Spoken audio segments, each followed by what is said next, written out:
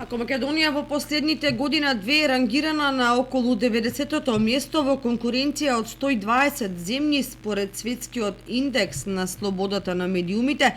на француската организација Репортери без граници, тогаш дополнителното прашање на локалната јавност е на кое место е новинарското информирање во општина Кочани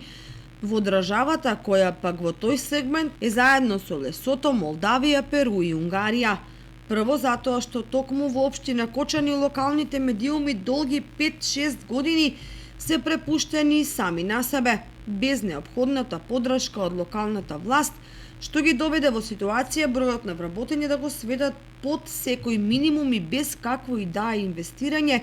во сопствена програма, техника и опрема. Финансискиот колапс кој секојдневно им се заканува на овдешните информативни средства ја ограничува нивната функција, а граѓаните се тие што ги трпат последиците на нелогичните закони, но и на неадекватниот квалитет на информирањето, особено во најчувствителните сегменти.